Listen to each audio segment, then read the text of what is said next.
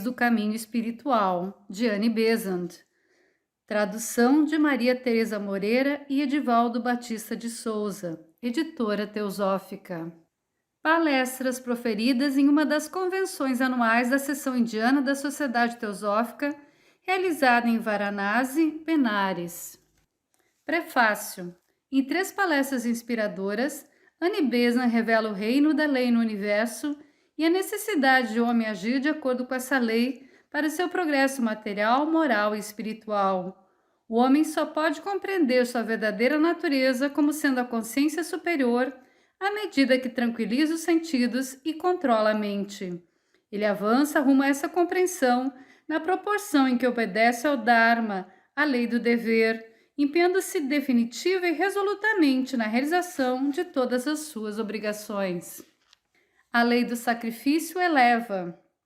Ao viver uma vida altruísta, dedicando-se ao serviço ao próximo, um dia ele alcançará a mais elevada autorrealização. A consciência superior. Esse ano vamos estudar juntos um tema de vital importância para aqueles que pensam seriamente sobre o assunto e desejam servir a humanidade, almejando ajudá-la a seguir adiante em sua evolução. Muitas pessoas, ao lidarem com a religião que está relacionada à vida superior, parecem inclinadas a removê-la do reino da lei, trazendo-a para alguma estranha região de capricho arbitrário, de resultados sem esforços e de fracassos sem fraquezas. Essa ideia de que a espiritualidade não está sujeita à lei parece natural à primeira vista, pois encontramos uma analogia correspondente no modo como as leis do plano físico têm sido negligenciadas na mesma proporção em que deixaram de ser estudadas e conhecidas. Quando olhamos por um instante que seja para alguma erupção súbita de forças naturais, para uma explosão tremenda que lança ao ar, talvez em poucas horas, uma poderosa montanha, para penhascos e topos rochosos, onde antes havia verdor, ou ainda para um vale que era uma planície, tornando-se contorno de sinuosas colinas, temos ciência de que certamente no passado o homem percebia uma erupção dessa natureza, algo arbitrário, catastrófico, desordenado, inesperado, fora do crescimento ordenado da evolução. Mas sabemos por meio de estudos recentes que não existe nada desordenado na erupção de um vulcão, como tampouco no lento crescimento do fundo do mar, quando após dezenas de milhares de anos, o fundo do mar torna-se uma cadeia de montanhas. Pensava-se que um era ordenado e o outro cataclísmico. No entanto, atualmente temos conhecimento de que todos os processos naturais, súbitos ou lentos, inesperados ou previstos, encontram-se dentro do reino da lei, acontecendo de maneira totalmente ordenada. O mesmo se dá no mundo espiritual. Às vezes podemos ver as erupções aparentemente súbitas das forças do reino espiritual, uma mudança repentina na vida de uma pessoa em que o seu caráter é totalmente alterado. Toda a sua natureza se altera de uma hora para outra, mas aprendemos a compreender que também aqui a lei é suprema, que também nada existe de desordenado nisso, embora muitas dessas coisas não sejam ainda compreendidas pela maioria das pessoas. E estamos começando a entender que tanto no universo espiritual quanto no físico existe uma vida suprema, manifestando-se de modos infinitamente diversos e que essa vida é sempre ordenada em suas operações, não importa quão estranhas, maravilhosas ou inesperadas possam parecer aos nossos olhos obscuros e obtusos. Assim, primeiramente, vamos nos deter por um instante na ideia e no significado da lei. Vale chamar atenção para o fato de que, mesmo a parte da religião e do pensamento religioso, existe uma consciência maior do que aquela que funciona no cérebro e no sistema nervoso, maior que aquela que chamamos de consciência desperta no homem. Veremos também como a consciência pode começar a desabrochar e a crescer pelo pleno reconhecimento da lei do dever, ao tentarmos realizar perfeitamente cada obrigação da vida. Na última palestra, passaremos para aquela região mais elevada e mais sublime, onde a lei interior assume o lugar da lei da obrigação exterior, onde, em vez do dever, que significa pagamento de um débito, existe o sacrifício, que é a efusão de vida, onde tudo é feito com alegria, tudo é feito com boa vontade, e perfeita autoentrega, onde um homem não pergunta o que eu tenho que fazer, qual é o meu dever, mas simplesmente trabalha porque a fonte divina encontra um canal de expressão na sua vida e ele não precisa de ordem exterior em virtude da perfeição da lei que opera em seu interior. Então ele cresce pela lei do sacrifício, que é a lei que dirige o universo e os corações dos homens, e é um pálido reflexo do sacrifício divino por meio do qual os mundos vieram à existência. Aquele sacrifício que encontra seu pequeno reflexo, sua reprodução diminuta, ínfima, onde quer que o coração do homem proste-se aos pés do lótus do Senhor do sacrifício. Assim, ele se torna um canal de efusão divina, por menor e mais insignificante que seja a princípio, um canal da vida do Logos preenchido não com o pouco que lhe é dado, mas sim com a grande efusão que utiliza o homem como canal. Procuremos agora compreender o que queremos dizer com o termo lei. Frequentemente encontramos muitas ideias confusas sobre essa questão, e isso deixa os estudantes muito perplexos e atrapalhados. Quando falamos da lei da terra, sabemos muito bem o que se quer dizer com isso. A lei da terra é algo que está sempre mudando, a partir das ideias das autoridades que fazem a lei, seja a autoridade de um monarca autocrata ou de uma assembleia legislativa, quer seja ela proclamada em nome da soberania ou da comunidade na qual a lei tem que agir e governar. A lei é sempre uma coisa que é feita, uma ordem emitida, e a autoridade que promulga a lei pode mudá-la. A autoridade que a cria pode também anulá-la. Não é somente isso que podemos observar a respeito das leis da terra. As leis são ordens. Faça isso, não faça aquilo. E as ordens são reforçadas pelas penalidades. Se infringirmos determinada ordem, teremos que arcar com a punição. Por outro lado, quando estudamos as penalidades ligadas às leis em diferentes países, descobrimos que as punições para infrações idênticas da ordem são arbitrárias e mudam com as próprias leis. Não são de modo algum resultado do ato que infringiu a lei, mas a penalidade em cada caso está artificialmente ligada à infração da lei e pode ser mudada a qualquer tempo. Por exemplo, se um homem roubar, uma determinada nação punirá esse ato com a prisão, uma outra com o chicote, uma terceira com a faca que decepa a mão ofensora, outra ainda com a corda que põe fim à vida. Em cada caso, a penalidade nada tem em comum com a ofensa.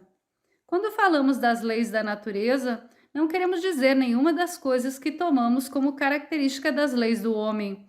A lei da natureza não é uma ordem emitida por uma autoridade, é uma afirmação das condições sob as quais uma certa coisa invariavelmente acontece. Onde quer que essas condições estejam presentes, segue-se-lhes um certo evento. É a declaração de uma sequência, uma sucessão imutável e irrevogável, porque as leis são expressões da natureza divina, na qual não existe mudança nem sombra de alteração. A lei da natureza não é uma ordem, faça isso, não faça aquilo. É uma afirmação, se tais e tais condições estiverem presentes, tais e tais resultados acontecerão. Se as condições mudarem, os resultados mudarão com elas. Não existe qualquer penalidade arbitrária ligada à lei da natureza. A natureza não pune. Na natureza temos a afirmação das condições, a sequência de acontecimentos e nada mais. Dada uma tal condição, haverá um resultado, que é uma sequência ou sucessão inevitável, não é uma pena nem uma punição arbitrária.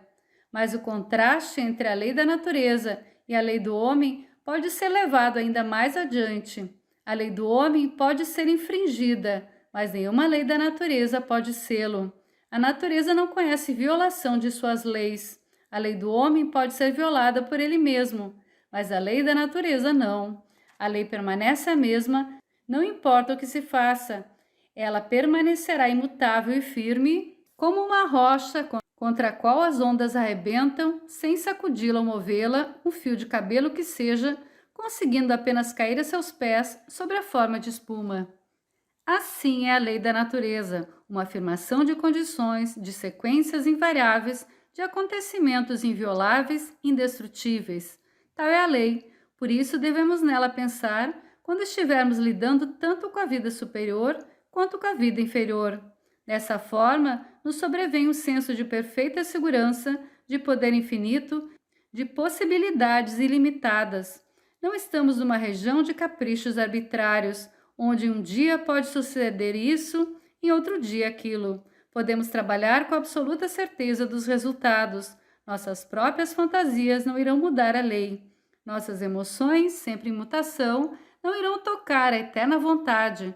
Podemos trabalhar confiando no resultado, pois repousamos na realidade, a realidade una que é a lei una do universo.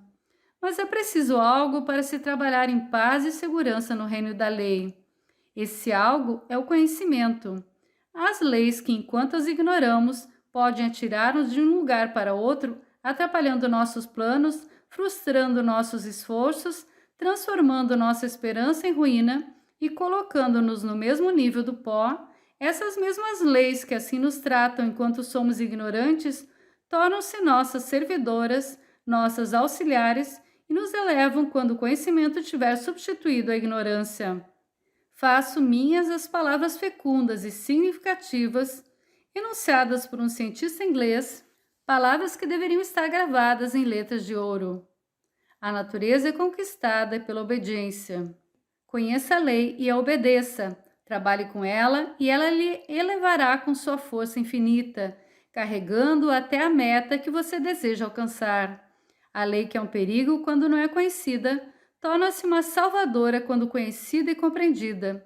Veja como, através das idades deixadas para trás, a natureza física lhe ensinou cada vez mais esse fato maravilhoso. Observe o clarão do raio no céu tempestuoso, como ele se projeta para baixo, atingindo uma torre ou uma fortaleza. Elas caem em ruína, destruídas pelo clarão de fogo incontido e desenfreado. Quão perigoso, quão terrível, quão misterioso! Como irá o pobre homem enfrentar o fogo dos céus? Mas agora o homem aprendeu a submeter o mesmo fogo a seu serviço. Ele o subjugou pelo conhecimento. Agora a mesma força transporta suas mensagens por sobre os mares e as terras e une o pai ao filho que viajou milhares de milhas no elo amoroso de simpatia e comunicação.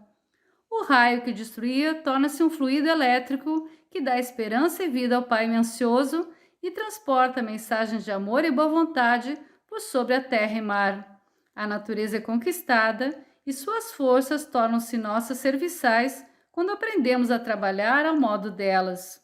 O mesmo se dá com todas as forças acima e abaixo. O mesmo acontece em cada canto do universo, visível e invisível. Você deve conhecer as leis da vida superior se desejas vivê-las. Conheça essas leis e elas lhe transportarão até a sua meta. Ignore-as e seus esforços serão frustrados e todo o seu empenho será como se não tivesse acontecido. Vamos agora ao que eu chamei de consciência superior ou mais ampla, abordando esse assunto a partir de 2 pontos de vista, do familiar ao oriente, que aprendeu a estudar a consciência a partir do interior e que a considera funcionando no corpo como a mais baixa manifestação da consciência, uma representação limitada da consciência mais elevada e mais ampla. E do ponto de vista ocidental, uma vez que o pensamento e a ciência ocidentais difundiram-se na Índia, existe uma certeza tão aparente a respeito delas, uma fascinação tal, que às vezes o pensamento ocidental pode conquistar o público e a apresentação oriental familiar desviar-se-á da estrada que leva até a mente. Muitas pessoas treinadas nos hábitos do pensamento e da ciência materialista do Ocidente atualmente reconhecem que existe uma consciência mais ampla do que a consciência cerebral, uma consciência que transcende o corpo. Isso vem causando admiração e perplexidade, controvérsia e amplo debate sobre a qual os homens de ciência estão fazendo experiências, tentando compreender, tentando, por assim dizer, reduzi-la a alguma forma familiar dentro do reino da lei. A investigação está levando-os por meio de experimentos científicos sobre o plano físico aos mesmos resultados que encontramos nos ensinamentos orientais, resultados obtidos no Oriente pela prática do yoga e o consequente desenvolvimento da consciência superior, que de cima olha para o plano físico embaixo. A psicologia oriental, partindo do eu superior e vendo esse eu trabalhando em vários veículos, delineia dedutivamente seu trabalho sobre o plano físico. A psicologia ocidental, partindo do plano físico, estudando primeiramente o veículo e depois a consciência atuante neste veículo, está lentamente se elevando, passo a passo, até ser compelida a transcender as condições corporais comuns, até que, por seus próprios métodos artificiais, esteja produzindo estados de consciência com os quais o Oriente está muito familiarizado. A psicologia ocidental está tentando, de maneira vaga e às apalpadelas, deduzir alguma teoria que irá tornar os fatos inteligíveis e coerentes. A longa estrada é algo estranha e pouco promissora, mas, apesar de tudo, está aproximando-se de uma meta semelhante à encontrada há muitas eras pelo insight espiritual dos videntes. Essa é a linha ao longo do qual nos propusemos seguir. Não precisamos delongar-nos sobre o tema daquilo que é chamado consciência de vigília. As faculdades mentais, emoções, etc., que encontramos ao nosso redor no dia a dia. O Ocidente começou a estudar essas coisas através do cérebro e do sistema nervoso. Houve uma época, há mais ou menos 25 anos, em que essa psicologia não era considerada confiável se não estivesse baseada no conhecimento da fisiologia. A máxima era: você deve começar estudando o corpo, o sistema nervoso, as leis do seu funcionamento e as condições de suas atividades. Quando compreender essas coisas, entenderá o funcionamento do pensamento e as atividades da mente, pondo assim uma base de sólida psicologia racional no seu conhecimento fisiológico.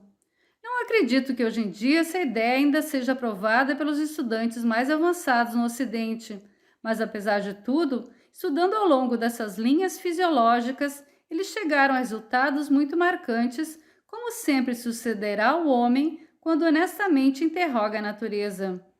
Primeiramente, notaram que a consciência do homem não estava restrita ao estado de vigília. Começaram a estudar os sonhos e a tentar analisar e compreender o funcionamento da consciência quando o corpo estava adormecido. Após coletarem um grande número de fatos, eles o arranjaram em forma de tabela, mas descobriram que a investigação que levava a cabo não era satisfatória, porque era difícil excluir todas as condições que não queriam estudar. Às vezes um sonho era produzido por uma desordem em algum órgão do corpo, às vezes por indigestão ou excesso de alimentação. Eles queriam eliminar essas condições. Gradualmente tiveram a ideia de tentar estudar o funcionamento dessa consciência do sono, induzindo ao transe artificial, um estado de sono sob certas condições definidas que poderiam ser produzidos à vontade e que não fosse resultado do distúrbio de nenhum órgão do corpo. Baseados nisso, temos todas as pesquisas do hipnotismo, experimentos exaustivamente repetidos, sobre os quais podemos ler nos livros especialmente voltados a esses estudos. Qual foi o resultado desses experimentos amplos, frequentemente repetidos? Foi o de que, sob condições nas quais era impossível o pensamento normal, porque o cérebro estava numa condição letárgica, com mau suprimento de sangue em más condições, sob circunstâncias que poderiam levar ao coma, aparecia um conjunto de resultados totalmente inesperados. As qualidades mentais não diminuíam de poder. Pelo contrário, elas tornavam-se mais aguçadas, mais sutis, mais poderosas de todas as maneiras quando o cérebro estava paralisado. Para a surpresa deles, descobriram que no transe a memória recuava através dos anos de vida esquecidos e trazia incidentes da infância muito esquecidos. Não apenas a memória, mas os poderes de raciocínio, argumentação, julgamento. Tudo se tornava mais forte, mais facilmente usado, mais eficaz em seu funcionamento. Sob condições onde os sentidos estavam bloqueados, como no sono, as funções dos sentidos eram levadas a cabo mais eficazmente através de órgãos diferentes dos órgãos comuns. O olho, que não respondia ao clarão da lanterna, perscrutava distâncias que no estado de vigília não conseguia medir. Lia livros que estavam fechados, fazia atalhos através dos tecidos até o interior do corpo e descrevia doenças que estavam ocultas sob a carne e o esqueleto. O mesmo se dava com o ouvido. O ouvido conseguia ouvir um som que ocorria muito além do limite da audição do estado de vigília. e responder a perguntas feitas de lugares muito distantes, onde o ouvido comum não poderia responder às vibrações fracas e delicadas. Esses resultados obrigaram os homens a fazer uma pausa e eles começaram a questionar: que consciência é essa que vê sem olhos, que ouve sem ouvidos, que lembra quando o órgão da memória está paralisado, que raciocina quando o instrumento da razão está em letargia? Que consciência é essa e quais são os seus instrumentos? E não era só no transe superficial que esses estranhos resultados aconteciam. Descobriu-se que quando mais profundo o transe, mais sublime a consciência. Esse foi o passo seguinte. O transe que não é muito profundo mostrará apenas uma certa aceleração das faculdades. Aumenta-se a profundidade do transe e os resultados da consciência brilharão ainda mais. Foram coletados fatos que mostravam que o homem não tinha apenas uma consciência, mas muitas consciências, até onde dizia respeito ao seu funcionamento em separado. Também foram feitas experiências com uma camponesa que, em seu estado normal, era obtusa e lerda. Puseram-na em transe e, nesse estado, ela se tornou mais inteligente. E o que era ainda mais estranho, olhava com desprezo para sua própria consciência do estado de vigília, criticava seu modo de funcionamento, falava de maneira desdenhosa de suas limitações, proferindo frases duras tais como essa criatura, quando a ela se referia. Em transe, em sono ainda mais profundo, ela apresentava uma consciência mais sublime, uma consciência dignificada, intensa, séria, que olhava com desprezo as outras duas manifestações, criticando-as com severidade, separação e distância. Ela criticava suas ações, culpando-se de suas falhas e elevando-se acima de suas limitações. Assim, 3 estágios de consciência foram vistos nessa camponesa, e quanto mais profundo o transe, mais elevada a consciência manifestada.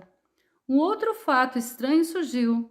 No estado de vigília, a camponesa nada sabia da segunda ou da terceira consciência. Para ela, não existiam. A segunda consciência conhecia aquela que estava abaixo de si, mas não conhecia a que estava acima. A terceira desprezava as duas, mas nada sabia a respeito de algo superior a si mesma. Daí surgiu uma outra ideia, a de que não apenas a consciência podia mostrar poderes superiores aos do estado de vigília, mas que a consciência limitada não podia conhecer a consciência superior ou mais ampla, que estava além de suas próprias limitações. A superior conhecia a inferior, a inferior não conhecia a superior. Então a ignorância da inferior não era a prova da não existência da superior. As limitações que tolhiam a consciência inferior não podiam ser usadas como argumento contra a condição superior, que não conseguia apreciar o que ocorria devido às suas limitações. Tais são alguns dos resultados da ciência ocidental e de suas investigações. Passemos agora a uma outra linha de estudo. Os homens, materialistas no seu modo de pensar, ao estudarem cuidadosamente o mecanismo do cérebro, chegaram a certas conclusões quanto ao tipo de cérebro no qual eram manifestados os resultados anormais de consciência, a parte de todos os estados de transe artificialmente induzidos. Essa escola de pensadores pode ser resumida na declaração de Lombroso, um grande cientista italiano. Ele declarou que o cérebro de um gênio é anormal e doente. O gênio está aliado à loucura. Ele dizia que onde quer que encontremos cérebros nos quais sejam vistos acontecimentos anormais, esse cérebro está às raias da doença e o caminho natural disso é a insanidade. Havia algumas ideias correntes desse tipo mesmo antes de Lombroso, pois conhecemos o verso de Shakespeare: grande sabedoria, quase aliada da loucura. Essa afirmação em si mesma não precisaria ter causado muito dano, não tivesse chegado à extensão a que chegou na escola de Lombroso. Mas o modo como foi aplicada tornou-se uma arma de terrível perspicácia contra todas as experiências religiosas. Os homens dessa escola, tirando suas conclusões sobre fatos psicológicos, diziam que o cérebro torna-se anormal quando responde a certos estímulos que em seu estado normal não responderiam. À medida que essa ideia gradualmente se espalhou, eles deram o passo seguinte e disseram: aqui está a explicação de todas as experiências religiosas. Sempre tivemos visões, místicos e videntes. Toda religião contém o testemunho de acontecimentos anormais, declarações de visões e de coisas normalmente invisíveis ao cérebro sadio, equilibrado e racional. O homem que tem visões é um homem cujo cérebro está doente. Ele é um neuropático, está doente, quer seja um santo ou um sábio. Todas as experiências dos santos e dos sábios, todo o seu testemunho quanto aos fenômenos dos mundos invisíveis, todas essas coisas são sonhos de um intelecto desordenado, funcionando no cérebro que se tornou superextenuado e doente.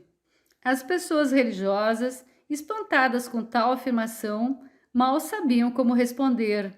Aturdidas com o que lhes parecia uma blasfêmia, que considerava todas as experiências religiosas como neuropáticas, os santos não sabiam o que dizer quando eram taxados de nada mais que neuropáticos, vítimas de um sistema nervoso doente, sofredores de problemas nervosos obscuros.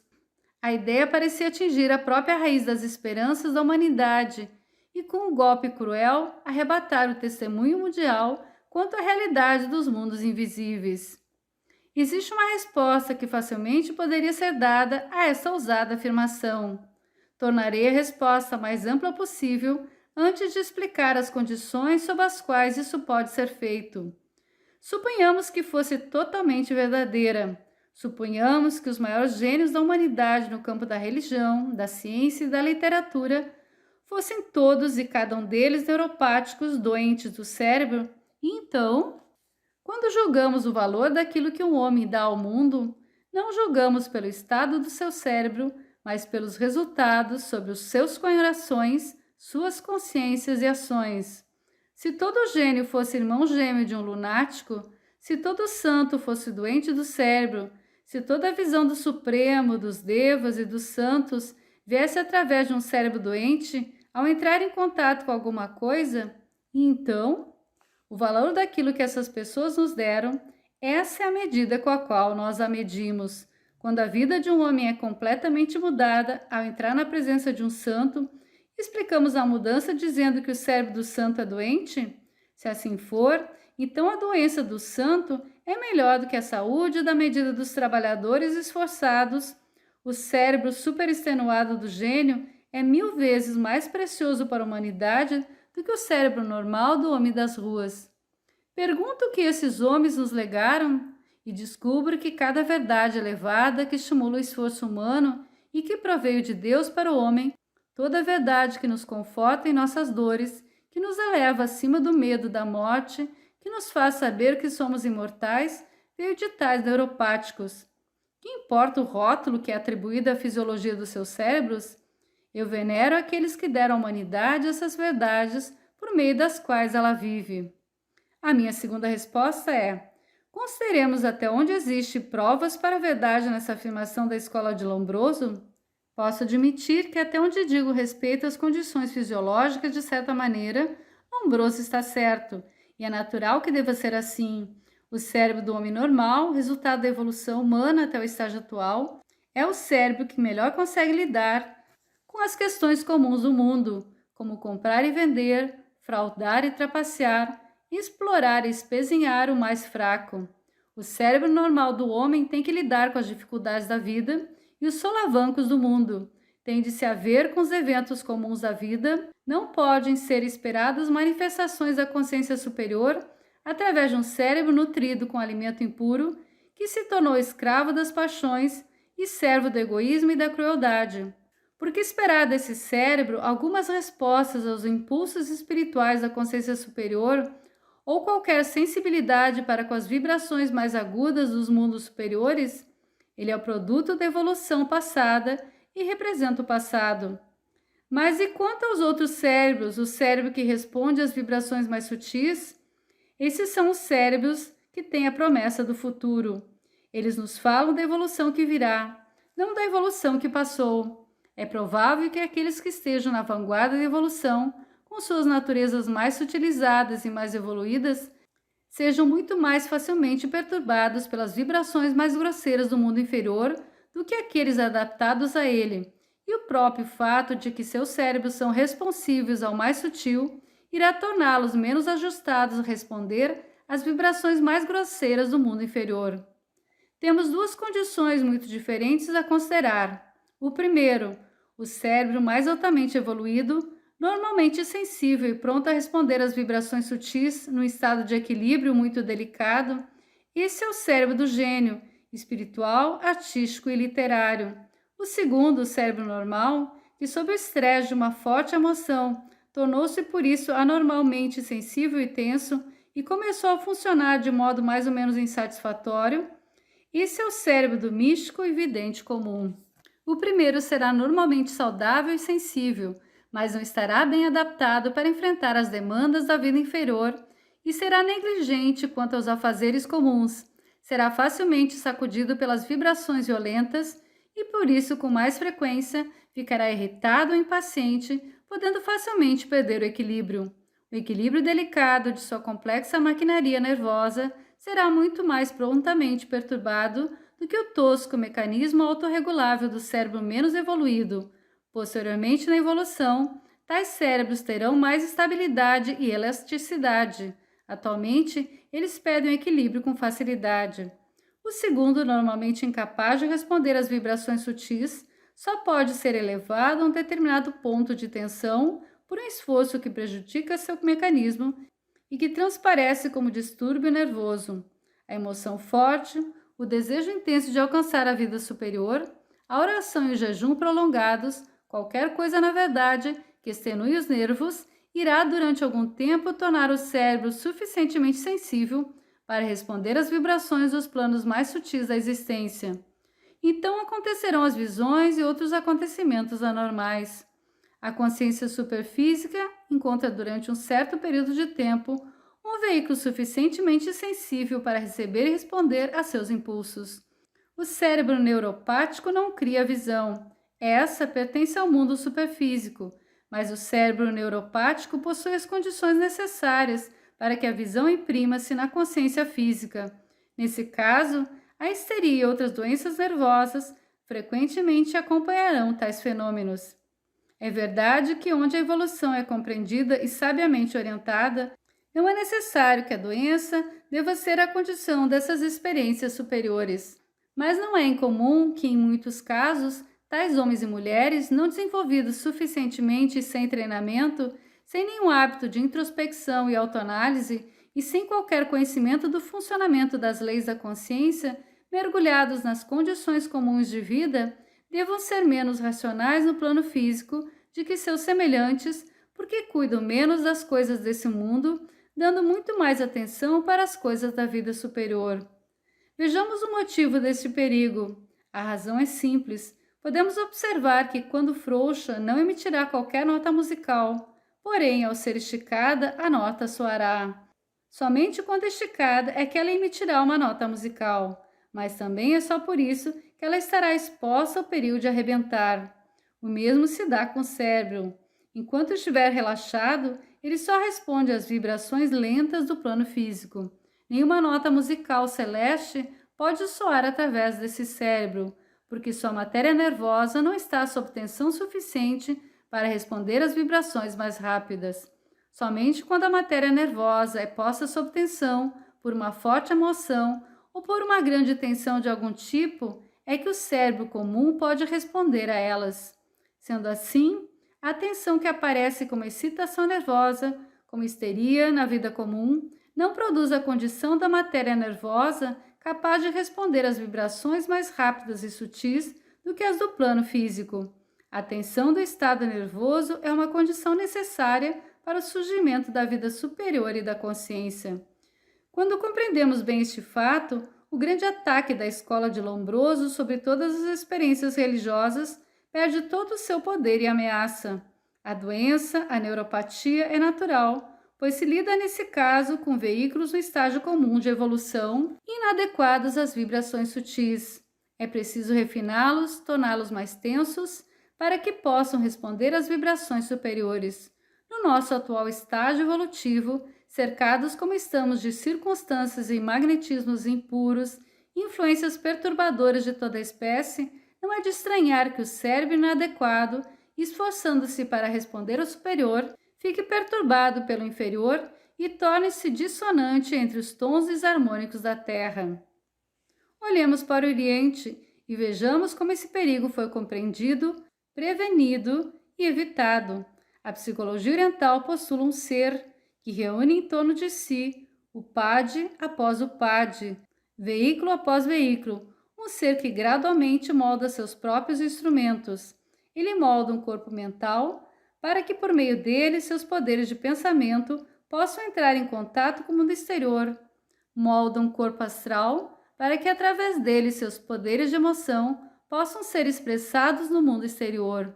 Molda um corpo físico para que, por meio dele, seu aspecto de atividade possa funcionar no mundo exterior. Na psicologia oriental, estamos lidando com uma consciência que molda corpos de acordo com suas necessidades. Ora, como irão os corpos ser moldados segundo as necessidades da consciência superior?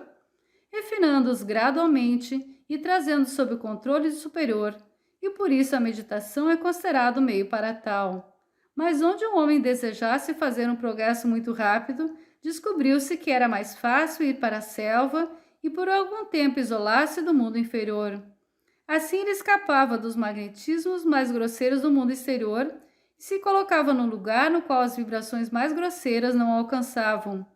Por isso, era menos provável que fosse perturbado por essas vibrações mais toscas e mais grosseiras. Lá nas selvas e florestas, tais homens começavam a meditar, pondo o cérebro sob tensão e refinando por meio da concentração da mente pela restrição gradual das faculdades inferiores, fixando na arrebatada atenção sobre o superior. A consciência, funcionando de cima, tocava de leve o cérebro físico através dessa atenção fixa e gradualmente o tornava mais tenso e o afinava para responder com segurança às vibrações superiores. Então, ele se esforçava para atrair o inferior para cima, até que não mais respondesse aos estímulos do mundo externo. A mesma insensibilidade às vibrações externas que o hipnotismo obtém por meios artificiais é obtida no yoga pela completa retirada da consciência dos indriyas, sentidos.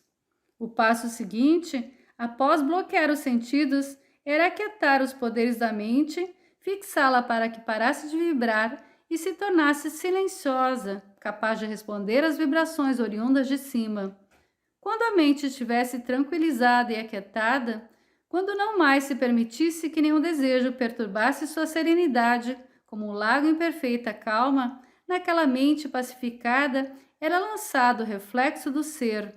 O homem via na tranquilidade da mente e no silêncio dos sentidos a majestade, a glória do ser. Esse é o modo oriental. Podemos entender a partir desse ponto de vista como o cérebro deve ser mudado, como tem de ser refinado e aperfeiçoado, como todos os seus elos de comunicação têm de ser moldados e preparados para os propósitos da expressão da consciência superior. Seguindo-se essa linha de autodisciplina ou yoga, quais são as condições da evolução do cérebro? Em primeiro lugar, a pureza do corpo. Em segundo, o seu refinamento e, por fim, a complexidade aumentada do cérebro. Essas coisas são essenciais. Não suponha que enquanto suas ações ainda o estão dominando, enquanto suas exigências podem perturbar a mente, enquanto o corpo está descontrolado, você esteja pronto para receber o reflexo do eu na mente. É preciso aprender a dominar o corpo, a mantê-lo sob controle, propiciando-lhe sono, exercícios e alimentos apropriados, satisfazendo todas as suas necessidades de modo a mantê-lo saudável, não como um mestre, mas como um obediente criado da consciência. Reflita sobre o que Sri Krishna diz. Em verdade, yoga não é para quem come demais, nem para quem se abstém em excesso, nem para quem é demasiado afeito a dormir, nem para quem é demasiado afeito à vigília, ó Arjuna. Não deve haver extremos em nenhum dos dois lados. Não se deve torturar o corpo, que é o instrumento, mas também não ceder ao corpo para que ele não se imagine o senhor do ser. Seguindo-se esse treinamento, o cérebro capacita-se para receber as vibrações mais sutis, sem perda de equilíbrio, e a saúde não é sacrificada para se obter delicadeza e sensibilidade. O yoga é intensamente sensível, mas perfeitamente são. Tendo controlado e purificado o corpo, podemos torná-lo sensível às vibrações superiores, responsiva ao som produzido pelas notas mais sublimes. Mas para conseguir isso, devemos perder o interesse pelo que é inferior e nos tornarmos indiferentes às atrações da vida exterior. Devemos possuir vairaga, imparcialidade, pois essa é a condição para a consciência superior revelar-se no mundo inferior. Enquanto você ama as coisas inferiores do mundo, a consciência superior não consegue usar esse upad como veículo. Devoção unidirecionada ao Supremo, um desenvolvimento claro, bem equilibrado, inteligente do intelecto e das emoções, essa é a estrada ao longo da qual devemos trilhar se quisermos que a consciência superior manifeste-se na Terra. Devemos levar uma vida pura, compassiva e gentil, aprendendo a ver o ser em todos à nossa volta, no feio e no bonito, no baixo e no alto, na planta e no deva. Aquele que vê o ser em tudo e todas as coisas no ser, ele vê verdadeiramente. A lei do dever. Na nossa palestra de ontem, chegamos a certas conclusões definidas. Estudamos a natureza da lei e descobrimos que existe em cada um de nós uma consciência maior do que a consciência cerebral desperta no homem. Vimos que para essa consciência se manifestar, seria então necessário que os sentidos estivessem totalmente controlados e a mente contida. Eis até onde fomos ontem no nosso estudo da vida superior. Entramos agora num outro estágio do nosso estudo e temos que considerar como o homem deve dirigir sua conduta para que a consciência superior possa manifestar-se nele com todo o seu poder. Queremos ver os estágios da preparação e compreender o que cada um de nós pode fazer na posição em que se encontra, com o intuito de preparar-se para o desabrochar divino, para aquele florescimento do botão de consciência que está crescendo lentamente dentro de cada um de nós. E para que possamos acompanhar o tema com facilidade, definamos uma ou duas palavras e expressões que teremos que usar ao longo de todo o percurso. Primeiramente, o que se quer dizer por vida superior? Usei essa expressão no sentido mais amplo do termo para todas as manifestações da vida acima da física. Deveria estar aí inclusa a manifestação do homem nos vários mundos invisíveis aos olhos da carne, regiões sobre as quais falamos usando as palavras planos, plano astral, plano manásico, plano búdico, plano átmico e o que quer que no vasto universo possa estar além. O que queremos dizer por espiritual? Todas as manifestações da vida superior definidas dessa maneira não são necessariamente espirituais. Devemos separar em nosso pensamento a forma na qual a consciência está corporificada e a consciência em si. Nada que tenha forma é espiritual em sua natureza. A vida da forma em cada plano pertence à manifestação de Prakriti e não é a espiritual. A manifestação da vida na forma pode ocorrer no plano astral ou no plano manásico, mas não é mais espiritual do que no plano físico. Em toda parte, a manifestação de Prakriti é puramente fenomenal, e nada que seja fenomenal pode ser chamado de espiritual. Isso é algo a ser lembrado.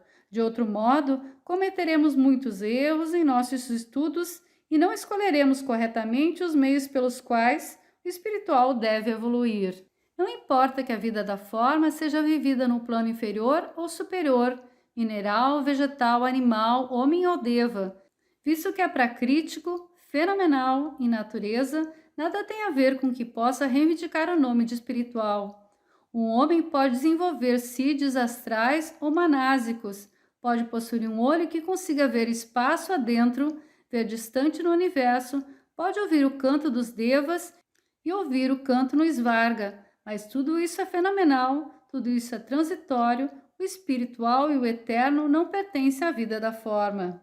Svarga, palavra sânscrita, que significa céu, paraíso ou paraíso de Indra, mundo celeste, mansão dos deuses de bem-aventurados. Glossário Teosófico, editora Ground. O que é então espiritual? É apenas a vida da consciência que reconhece a unidade, que vê um ser em tudo e tudo no ser. A vida espiritual é a vida que, percrutando o número infinito de fenômenos, penetra o véu de Maya e vê o uno e o eterno dentro de cada forma mutante. Conhecer o ser, amar o ser, realizar o ser, isso e somente isso é espiritualidade. Assim como vê somente o ser em toda parte é sabedoria. Tudo que esteja fora disso é ignorância, não é espiritual. Se vocês entenderem bem essa definição, serão compelidos a não escolher o fenomenal, mas sim o real, a escolher a vida do espírito como sendo distinta da vida da forma, embora no plano mais elevado. Serão compelidos a escolher métodos definidos para desenvolver a vida do espírito e buscarão o conhecimento da lei que possibilitará o desabrochar da consciência para que ela possa reconhecer sua unidade com toda a consciência em toda parte, para que cada forma seja querida não pela forma em si, mas pelo ser, que é a vida e a realidade da forma. Lembre-se de como Yajna Valka ensinou a Maitreyi quando ela desejou conhecer essa mesma parte espiritual da vida superior, e ele disse: não é por causa do marido que o marido é querido, mas por causa do ser o marido é querido. Não é por causa da esposa que a esposa é querida, mas por causa do ser a esposa é querida. E assim por diante, de uma coisa a outra, a criança, o amado, o amigo, terminando finalmente com a vida que se estende além da física. Não é por causa dos devas que os devas são queridos, mas por causa do ser, os devas são queridos. Essa é a nota do espírito. Tudo está no ser. O uno é reconhecido em toda parte. Como iremos alcançá-lo e conhecê-lo se estamos cegos pela matéria? Vamos observar que o primeiro grande passo rumo à aquisição dessa realização é a lei do dever. Façamos uma pequena pausa para entender porque a lei do dever é a primeira verdade que um homem deve obedecer se deseja elevar-se à vida espiritual.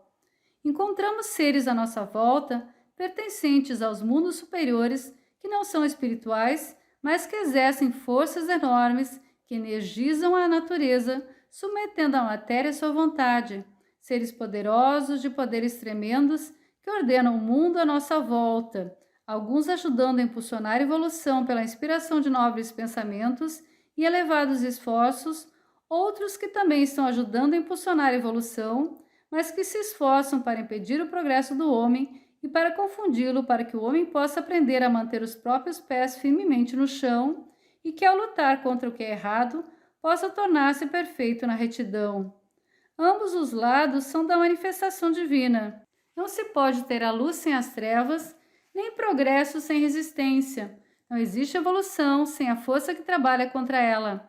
A força que trabalha contra a evolução é a que dá estabilidade e progresso e torna possível o crescimento superior do homem.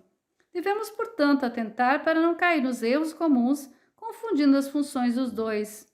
As forças e os seres do mundo superior que ajudam a impulsionar a evolução, que guiam e inspiram, que nos elevam e nos purificam, estes são corretamente objetos de reverência e em segurança podemos seguir os seus passos e a eles podemos orar em segurança.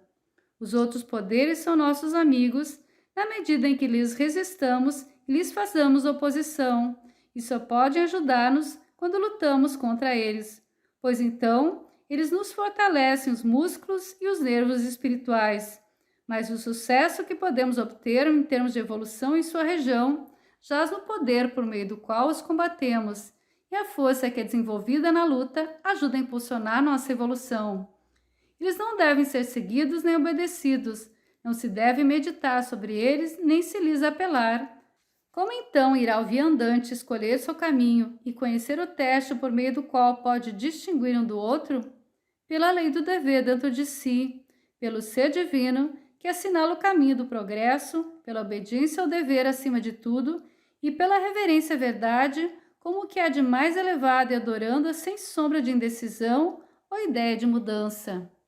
Ora, às vezes dizem, e é verdade, que em sânscrito não existe palavra para definir aquilo que no Ocidente tem sido chamado de consciência. Tomando o testemunho de eruditos em sânscrito, aprendemos que não existe palavra que seja o equivalente exato de consciência. Não estamos buscando palavras mais coisas, não estamos buscando rótulos mais fatos. Pergunto-lhes em que escrituras ou literatura é possível encontrar expressão melhor dessa ideia de consciência do que no Oriente, onde encontramos a obediência à consciência e a reverência pelo dever, brilhando em práticas exemplos preciosos nas vidas de homens da Índia antiga, tanto quanto nos preceitos registrados nos antigos livros sânscritos. Vejamos, por exemplo, a conduta de Yudhishthira, o rei justo, que certa vez em julgamento nas mãos do próprio Sri Krishna, renegara a verdade, na última cena de sua vida, antes de deixar essa terra, quando Indra, o rei dos Devas, desce à terra e lhe ordena subir em sua carruagem e seguir para o céu mais elevado. Lembremos como, apontando para o cão fiel que sobrevivera à terrível jornada através do grande deserto, ele diz: meu coração está tocado de compaixão pelo cão. Permita que ele venha comigo para o Svarga. Não há lugar para cães no Svarga, respondeu Indra. E como Yudhishthira ainda se recusava a ele, fez-se sarcástico e disse: você deixou seus irmãos morrerem no grande deserto, deixou-os mortos e caídos. Você deixou Draupadi morrer, e o cadáver dela não deteve sua marcha adiante. Seus irmãos e esposas foram deixados para trás. Por que se prender a um cachorro e por que desejas levá-lo adiante? Então respondeu ele: pelos mortos nada podemos fazer. Não pude ajudar meus irmãos ou minha esposa, mas essa criatura está viva e não morta. Semelhante a matar o 2 vezes nascido, a danificar as mercadorias dos Brahmanes, é o pecado de abandonar o desamparado que buscou refúgio em ti. Eu não irei para o céu sozinho. E quando se viu que ele permanecia inabalado pelo argumento divino e por todos os apelos e sofismas dos devas, então o cão desapareceu e a encarnação do Dharma elevou-se perante ele, ordenando-lhe que subisse aos céus. Mais forte do que a ordem de Indra foi a firme consciência do rei. Nenhuma tentação de imortalidade o fez desviar-se do dever, nem a doce língua dos devas conseguiu cegá-lo quanto ao caminho da retidão para o qual apontava sua consciência. Ora, recuemos um pouco na evolução e vejamos onde Bali, rei dos Daitas, está oferecendo sacrifício ao Supremo. Um duende disforme aproxima-se e pede uma dádiva: 3 passos de terra, ó rei, como presente sacrificial. 3 passos de terra medidos com aqueles membros curtos de um duende? Na verdade, um presente insignificante.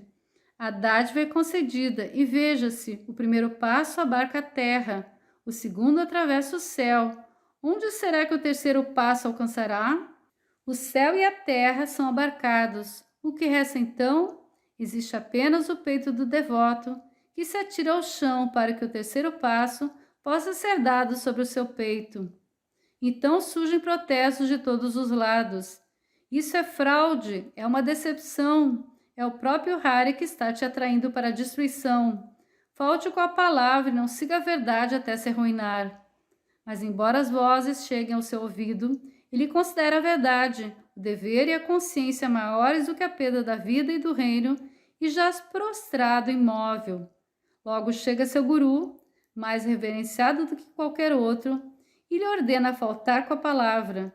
E quando até mesmo a ele Bali não dá ouvidos, o guru o amaldiçoa por sua desobediência. E então a forma de Vishnu manifesta-se, aquela forma poderosa que envolve a terra e os céus, e uma voz, falando com a doçura do arrulhar de uma pomba, é ouvida no silêncio que se segue. Bali, derrotado e atacado por todos os lados, injuriado por seus amigos, amaldiçoado por seu preceptor, este Bali não abre mão da verdade. Então Vishnu declara que ele, num kalpa futuro, será Indra, o monarca dos devas, pois somente onde a verdade é venerada pode-se confiar o poder com segurança. Kalpa, geralmente um ciclo de tempo, porém comumente representando um dia e uma noite de Brahma. Glossário Teosófico, editora Ground. Com tais casos perante nós e muitíssimos outros que poderiam ser citados, o que importa se não se encontra a palavra para a consciência? A ideia brilha constantemente, a ideia de fidelidade ao dever, o reconhecimento da lei do dever, e o que palavra é a tônica do povo hindu? É Dharma, que é o dever, a retidão. O que é então a lei do dever? Ela varia com cada estágio de evolução, embora o princípio seja sempre o mesmo. É progressiva, como é progressiva a evolução. O dever do selvagem não é o dever do homem culto e evoluído.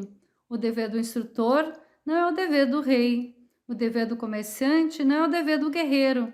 Assim, quando estamos estudando a lei do dever, devemos começar estudando nosso próprio lugar na grande escala de evolução, estudando as circunstâncias à nossa volta que mostram o nosso karma, estudando nossos próprios poderes e capacidades e tomando consciência de nossas fraquezas.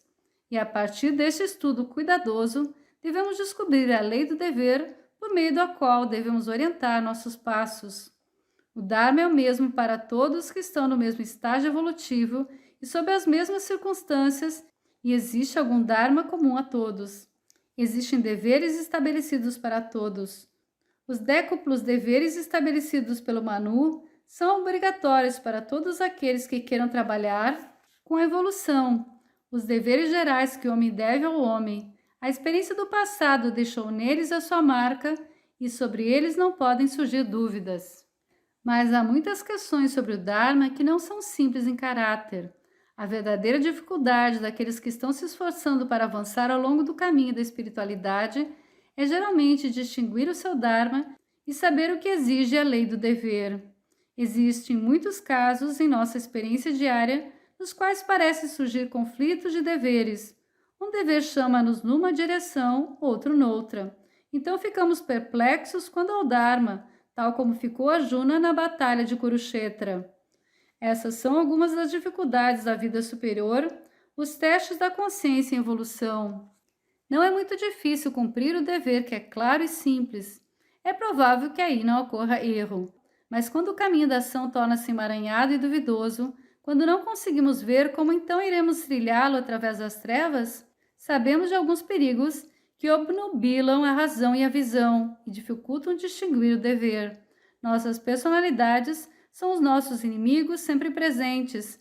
Aquele é o inferior que se veste de centenas de formas diferentes, que às vezes põe a mesma máscara do Dharma e assim evita que reconheçamos que ao segui-lo estaremos seguindo o caminho do desejo e não do dever. Como podemos então distinguir quando a personalidade nos está controlando e quando o dever nos direciona?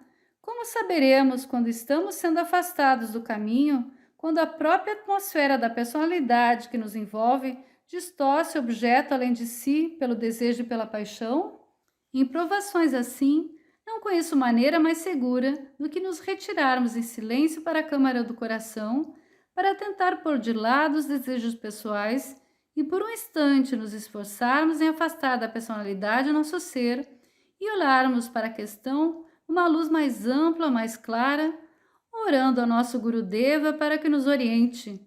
Então, sob essa luz, podemos conquistar por meio da oração, da autoanálise e da meditação o direito de escolher o caminho que nos pareça ser o do dever.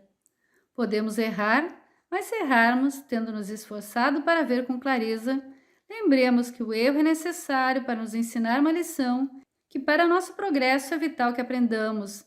Podemos errar e escolher o caminho do desejo, iludidos por sua influência, e quando pensamos que estamos escolhendo o Dharma, podemos estar sendo movidos por Ahamkara.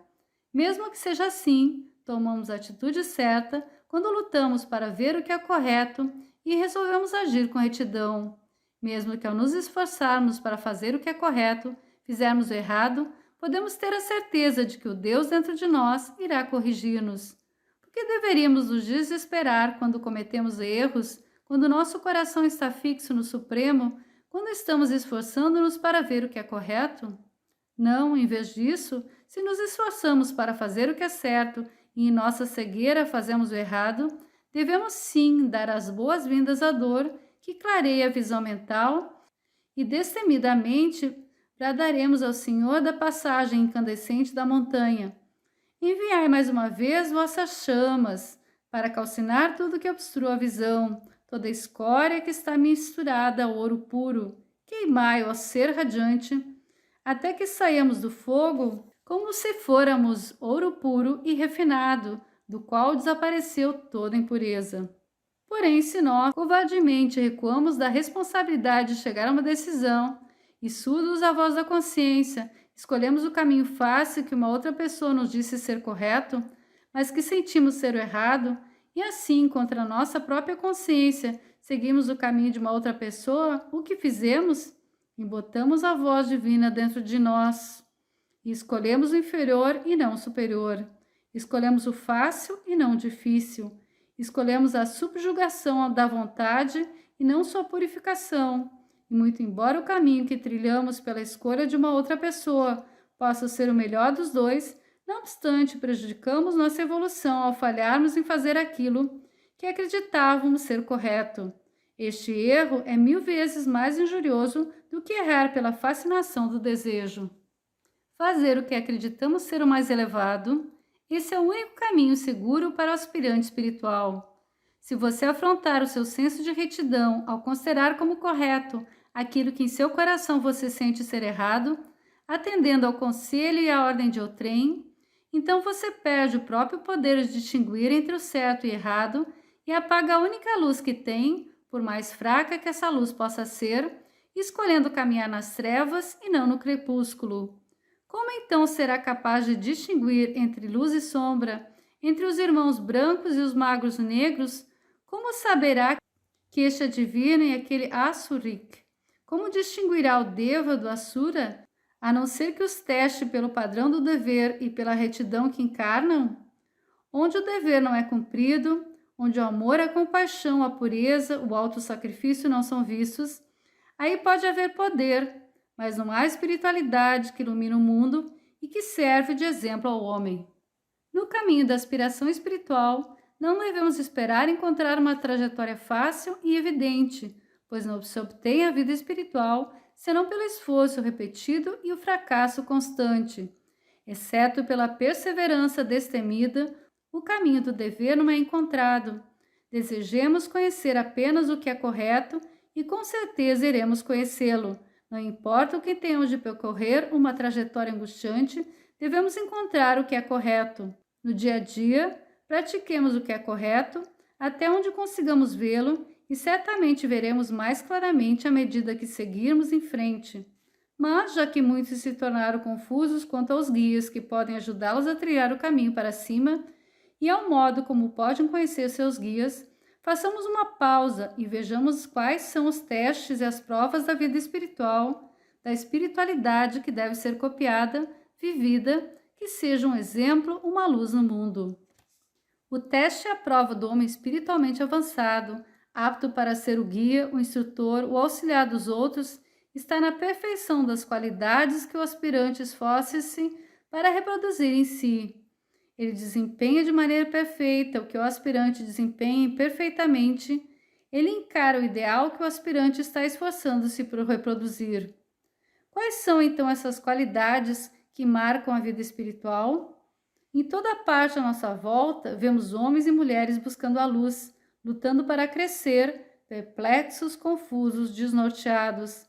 Temos um dever para com todas e cada uma das pessoas que encontramos. Não deixamos de ter um dever para com qualquer um que penetre o círculo de nossa vida. O mundo não é governado pelo acaso. Nenhum acontecimento fortuito ocorre na vida do homem. Os deveres são obrigações que devemos àqueles à nossa volta. E cada um dentro do nosso círculo é alguém a quem devemos uma obrigação. Qual é o nosso dever de uns para com os outros? É o pagamento definitivo daquelas dívidas com as quais estamos familiarizados em nossos estudos. O dever de reverenciarmos e obedecermos aqueles que são superiores a nós, que estão acima de nós. O dever de sermos gentis, afetuosos e prestativos para com aqueles à nossa volta no nosso nível. O dever de proteção, gentileza, utilidade e compaixão para com aqueles abaixo de nós. Estes são deveres universais e nenhum aspirante deve fracassar, pelo menos na tentativa de cumpri-los. Sem o cumprimento desses deveres, não há vida espiritual. Mas mesmo quando tivermos pago ao máximo as dívidas ordenadas pela letra da lei, quando tivermos pago e cumprido as obrigações impostas por nosso nascimento, por nossos laços familiares, por nosso ambiente social e karma nacional, ainda permanece um dever mais elevado que devemos colocar perante nós como a luz que ilumina nosso caminho. Sempre que uma pessoa entre em nosso círculo de vida, cuidemos para que ela deixe o círculo como uma pessoa melhor pelo contato conosco. Quando uma pessoa sem conhecimento se aproxima de nós e tivermos mais conhecimento, que ao nos deixar, ela seja uma pessoa melhor informada. Quando uma pessoa pesarosa aproxima-se de nós, façamos com que ao nos deixar, ela se sinta um pouco menos triste por termos partilhado sua dor com ela. Quando uma pessoa impotente vier até nós e formos fortes, que ao nos deixar ela saia fortalecida por nossa força e não humilhada por nosso orgulho. Em toda parte sejamos ternos e pacientes, gentis e prestativos com todos. Não sejamos grosseiros no nosso dia a dia, para não confundirmos nem desnortearmos as pessoas. Já existe dor suficiente no mundo. Que o homem espiritual seja uma fonte de conforto e de paz, que ele seja uma luz no mundo, para que todos possam caminhar com mais segurança quando entrarem no seu círculo de influência. Julguemos nossa espiritualidade pelo efeito sobre o mundo e sejamos cuidadosos para que o mundo possa crescer mais puro, melhor, mais feliz, porque estamos vivendo nele. Para que estamos aqui, senão para ajudar, amar, elevar mutuamente uns aos outros? Deve um homem espiritual pôr obstáculos ou elevar seus semelhantes? Deve ele ser um salvador da humanidade ou alguém que retarda a evolução de seu próximo, de quem as pessoas se afastam desencorajadas? Observe como a sua influência afeta os outros, por isso seja cuidadoso sobre o modo como suas palavras afetam sua vida. Sua fala deve ser gentil e suas palavras amorosas. Nenhuma calúnia, maledicência, aspereza na fala ou suspeição grosseira devem poluir os lábios que estão esforçando-se para ser o veículo da vida espiritual. A dificuldade está em nós e não fora de nós. É aqui, em nossas próprias vidas, em nossa própria conduta, que deve ocorrer a evolução espiritual. Auxilie os seus irmãos e não seja ríspido com eles. Levante-os quando caírem e lembre-se, se você está de pé hoje, poderá também cair amanhã e precisará da ajuda de uma outra pessoa para que possa levantar. Toda a Escritura declara que o coração da vida divina é a compaixão infinita. Compassivo, então, deve ser o homem espiritual. Vamos, então, mesmo que seja pouco, em pequeninas porções de amor, dar aos nossos semelhantes uma gota daquele oceano de compaixão no qual o universo se banha. Jamais estaremos errados ao ajudar o nosso irmão e ao colocar em segundo plano as nossas próprias necessidades para suprir as carências dele. Isso e somente isso é verdadeira espiritualidade e significa retornar ao ponto do qual partimos. Significa o reconhecimento do ser em tudo. O homem espiritual deve levar uma vida mais elevada do que a vida de altruísmo. Deve levar uma vida de autoidentificação com tudo que vive e se move. Não existe outro nesse mundo. Todos somos um. Cada um é uma forma separada, mas um espírito move-se e vive em tudo. Ouça o que disse o amado divino Sri Krishna quando, contemplando o mundo dos homens, deu seu divino veredicto sobre o justo e o pecador. Mesmo o mais pecador, se me adorar de todo o coração, deverá ser contado entre os justos, porque se determinou corretamente. Rapidamente ele torna-se obediente e segue para a paz eterna. Ó Kaunteya, tem por certo que meu devoto nunca perecerá. Bhagavad Gita. Tome então a resolução correta e nenhum medo penetrará no seu coração. Você pode cometer erros, pode cair várias vezes, mas prontamente voltará a cumprir os deveres e seguirá rumo à paz eterna. Vamos nos devotar ao amor supremo. Reconheçamos nossa unidade nele e assim nossa unidade com todos os outros. E porque tomamos a resolução correta, embora tenhamos fraquezas e falhas, existe a promessa da própria verdade, de que rapidamente nos tornaremos cumpridores dos deveres e seguiremos em paz. A lei do sacrifício. Já vimos que um homem só consegue realizar-se como uma consciência superior na proporção em que tranquiliza os sentidos e controla a mente. Vimos também que ele avança rumo à realização da vida superior à medida que obedece à lei do dever, quando de modo definitivo e resoluto propõe-se ao cumprimento das obrigações nas quais incorreu. Essa noite tentaremos nos elevar a uma região superior para que possamos ver, após ter praticado a lei do dever, como a lei do sacrifício nos eleva, permitindo-nos alcançar a união com o divino. É a lei do sacrifício que vamos estudar agora. Geralmente se diz, e com razão, que o sacrifício está impresso no universo em que vivemos. E por que não deveria ser assim, já que o universo no qual vivemos origina-se de um ato de sacrifício, na limitação do Logos para que o mundo possa surgir? A esse respeito, todas as religiões têm apenas um ensinamento simples, que toda manifestação começou por um ato de sacrifício divino. Pode-se, por sua vez, citar cada escritura para comprovar o fato, mas é tão familiar a todos que não é necessário qualquer prova. Vimos que a natureza desse sacrifício consiste nessa suposição das limitações da matéria pelo imaterial, nivelar e condicionar o incondicionado, no aprisionamento com grilhões daquilo que é livre. O primeiro pensamento que temos quando observamos a evolução do universo é que essa manifestação de vida só é possível por suas limitações, as quais delimitam as condições de sua evolução, e que assim como a vida manifesta-se assumindo formas, também rompendo formas após forma e assumindo formas novas, a vida evolui continuamente. Vemos a vida manifestada na matéria, atraindo para si matéria de que se apropria como forma. Como a forma dissipa-se no exercício das funções vitais, a vida mantém-se sempre engajada em atrair matéria revigorada para substituir a que foi perdida. Vemos também que a forma está sempre se deteriorando e sempre sendo renovada, e que a vida só consegue encontrar possibilidade de manifestação atraindo continuamente matéria viçosa para sua forma decadente, preservando-a deste modo como veículo de manifestação. Só assim, continuamente se apropriando de matéria não especializada e destinando-a para o fortalecimento e renovação de sua forma, é que a vida pode evoluir. Assim, vem a ser implantada na própria natureza do ser em crescimento a ideia de que capturando, retendo, apossando-se, apropriando-se, a vida é preservada, é incrementada. Parece ser isso que a vida está aprendendo através do contato com a matéria, sem compreender que nos primeiros estágios, apropriar-se, tomar, reter, guardar não é realmente a condição da vida, mas a condição da manutenção daquela forma na qual a vida está manifestada.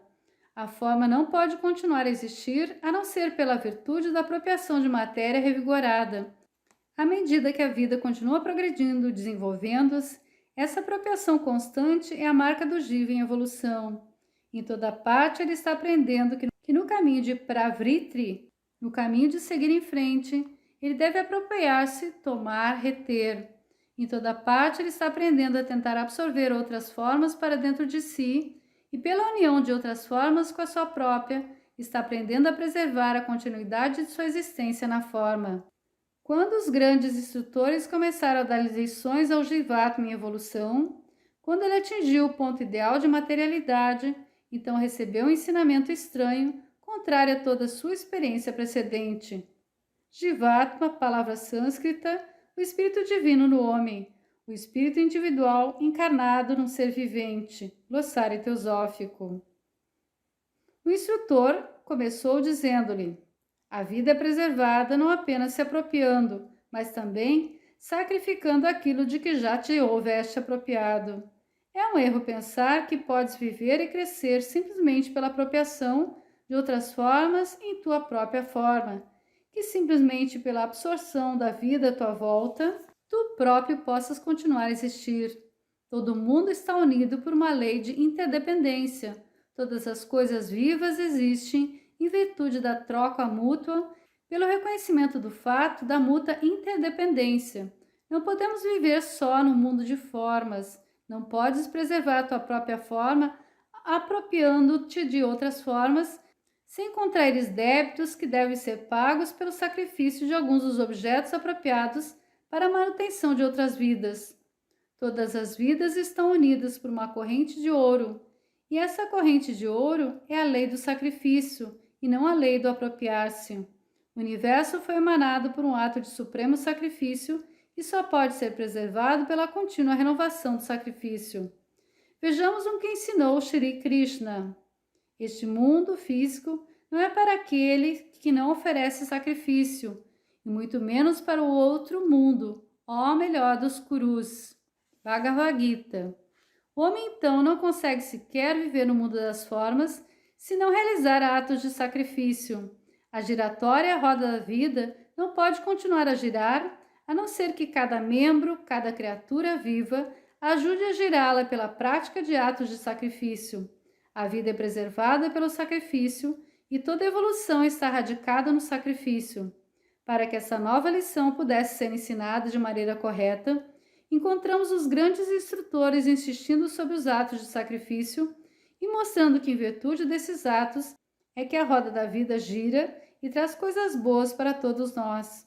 Assim, vemos estabelecidos no ritual hindu os 5 sacrifícios notórios, que incluem em seu amplo círculo sacrifícios que são necessários à devida manutenção das vidas de todas as criaturas do mundo. Aprendemos que nossas relações com o mundo invisível, com o mundo dos devas, só podem ser preservadas pelo sacrifício a eles, no qual reconhecemos essa interdependência. Nutri com isso os brilhantes devas e que os brilhantes vos nutram. Assim, nutrindo-se uns aos outros, colhereis o supremo bem. Depois aprendemos o sacrifício que é chamado de sacrifício aos rishis, o sacrifício aos sábios, o sacrifício aos instrutores. É o sacrifício do estudo, por meio de cujo desempenho é pago um dos nossos débitos, por meio de cujo desempenho se é dispensado de uma obrigação, pois, por meio do estudo, aprendemos para ensinar e assim a manter atualizada a sucessão do conhecimento, legando-o de geração a geração. Então aprendemos que devemos também pagar o débito aos antigos, o sacrifício ao passado, o sacrifício aos ancestrais, aos pitres, reconhecendo que assim como recebemos o passado, devemos pagar nosso débito repassado ao futuro. A seguir, aprendemos a pagar nosso débito à humanidade. Aprendemos que devemos alimentar pelo menos um homem a cada dia.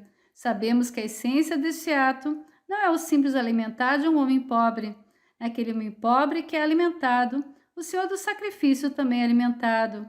E quando ele é alimentado, toda a humanidade alimenta-se com ele.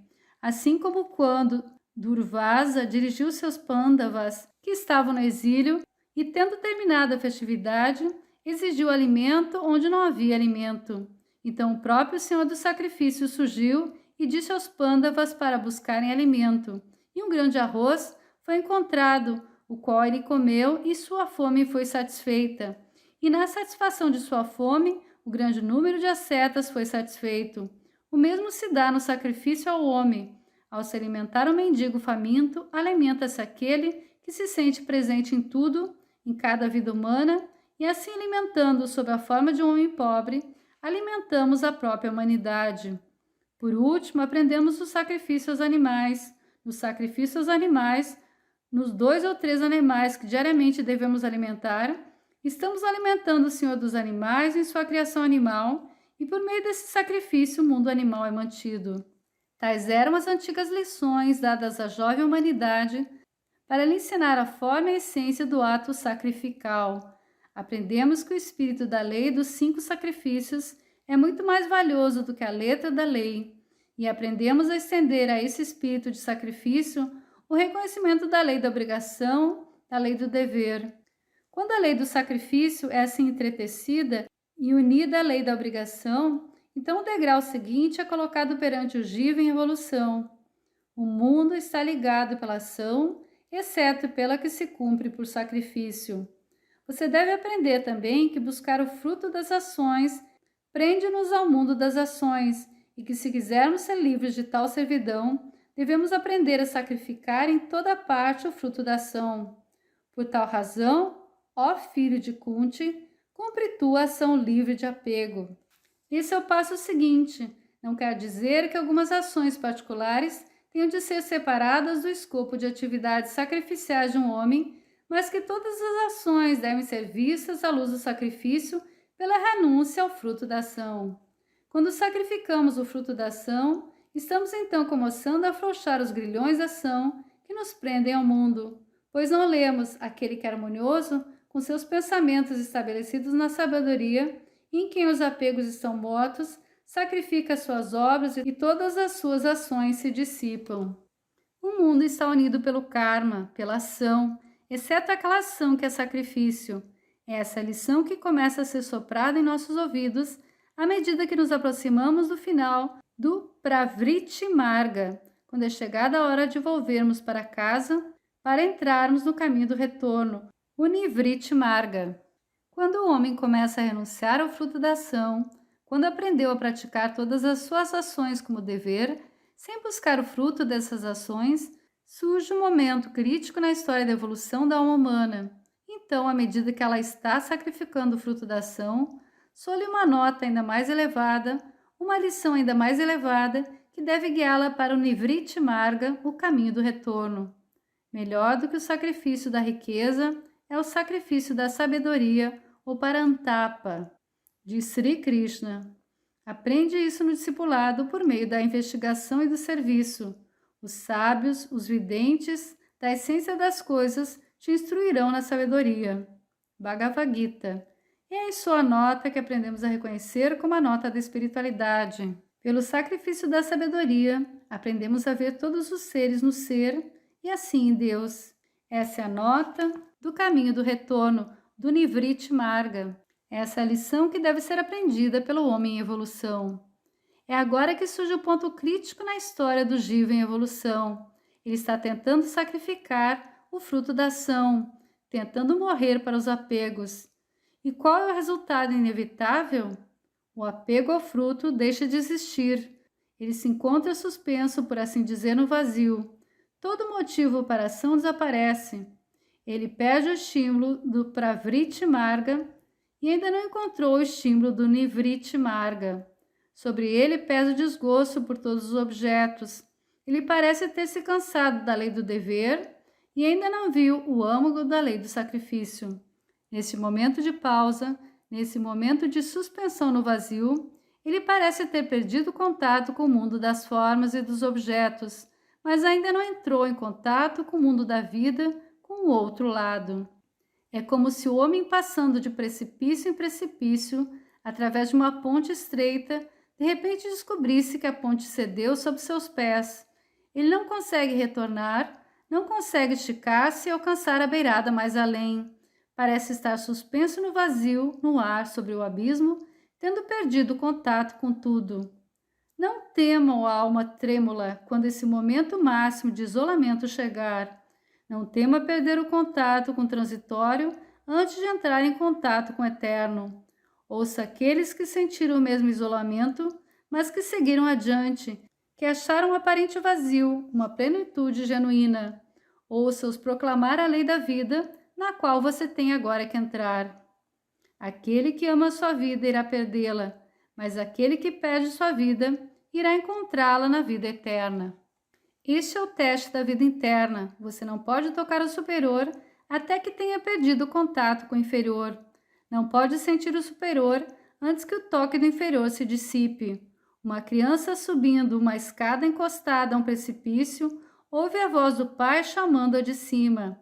Ela quer chegar até o pai, mas está firmemente agarrada à escada com ambas as mãos, enquanto vê o abismo voraz embaixo. Mas a voz lhe diz: segure a escada com menos força e estique os braços acima da cabeça. Porém, a criança tem medo. Se segurar a escada com menos força, não irá cair no abismo voraz que está embaixo? Ela não consegue ver acima da cabeça. O ar parece vazio, não existe nada para ela se agarrar. Então vem o supremo ato de fé. Ela larga a escada, estica as mãos vazias no espaço vazio acima de si e veja, suas mãos são agarradas pelas mãos do seu pai e a força do pai puxa para o seu lado. Assim é a lei da vida superior. Ao abrir mão do inferior, assegura-se o superior, e ao deixarmos de lado a vida que conhecemos, a vida eterna conquista-nos para si. Ninguém senão aqueles que passaram por isso podem conhecer o horror desse grande vazio, onde o mundo da forma desapareceu, mas onde a vida do espírito ainda não é sentida. Porém, não existe outro caminho entre a vida na forma e a vida no espírito. Entre ambos estende-se um abismo que deve ser atravessado, e por mais estranho que possa parecer, No momento de máximo isolamento, quando o homem depende de si e nada existe à sua volta além do vazio silencioso, é então que daquele vazio da existência surge o ser eterno, e aquele que ousou saltar da posição firme daquele que é atemporal encontra-se sobre a rocha segura do eterno. Tal é a capacidade de todos aqueles que no passado alcançaram a vida espiritual. Tal é o registro que nos deixaram para nosso encorajamento e regozijo, quando surgir para nós esse abismo a ser atravessado. Lemos nos Shastras e naquelas ações externas que estão repletas do mais profundo significado, que quando o discípulo aproxima-se do instrutor, deve sempre vir com o combustível sacrificial em suas mãos. O que é o combustível sacrificial? Representa tudo que pertence à vida da forma, tudo que pertence ao inferior pessoal. Tudo deve ser lançado no fogo do sacrifício. Nada deve ser retirado. Ele deve calcinar sua natureza inferior e suas próprias mãos devem acender o fogo. Ele deve sacrificar-se. Ninguém mais pode fazer isso por ele. Dê então a vida e entregue-se completamente. Não retenha nada vivo. Tanto quanto souber, brade em voz alta ao Senhor da passagem incandescente que o sacrifício jaz sobre o altar, e não é recuído o fogo que consome. Na brancura do isolamento, confie na lei que não pode falhar. Se a lei do sacrifício for suficientemente forte para sustentar o peso do universo, será que partirá sobre o peso de um átomo como eu? Ela é suficientemente forte para que nela se confie. É o que de mais forte existe. A lei do sacrifício preconiza que a vida do espírito consiste em dar e não em tomar, em espargir-se e não em apossar-se, em autoentrega e não em autoapropriação, em doar totalmente tudo o que se tem, com a certeza de que se entrará na plenitude da vida divina. E veja como ela é natural. A vida inesgotável é encontrada, está sempre se elevando para fora da plenitude ilimitável do ser. A forma é limitada, a vida é ilimitada. Portanto, a forma vive apropriando-se e a vida cresce doando-se. Exatamente na medida em que nos desfazemos de tudo que temos, é criado espaço para que a divina plenitude penetre e nos preencha mais do que já tenhamos sido preenchidos antes. Portanto, a nota do Nivriti Marga é a renúncia. A renúncia é o segredo da vida, assim como a apropriação é o segredo da forma. Essa, então, é a lei do sacrifício que devemos aprender, dar de bom grado e sempre dar novamente. Assim e somente assim é que vivemos. Logo, a entrar no Nivriti Marga, onde a renúncia se oferece como nosso guia, sua voz pode parecer fria e severa, seu aspecto quase ameaçador. Apesar de tudo, confie nela, qualquer que seja a aparência externa, e procure entender porque, à primeira vista, o sacrifício nos dá a ideia de dor. Do ponto de vista da forma, o aspecto de sacrifício é a destruição das formas, o desfazer-se das coisas, e a forma que sente a vida, retirando-se, chora com inconsolável agonia, aterrorizada para a vida que se retira e que mantém sua própria existência. E dessa maneira, chegamos a pensar no sacrifício como um ato de dor, como um ato acompanhado de angústia e terror, e assim deve ser enquanto nos identificarmos com a forma. Mas quando começamos a viver a vida do Espírito, a vida que conhece o Uno nas múltiplas formas, então começamos a perceber a suprema verdade espiritual de que sacrifício não é dor, mas alegria, não é tristeza, mas deleite, que aquilo que é doloroso para a carne é bem-aventurança para o Espírito, que é a nossa verdadeira vida.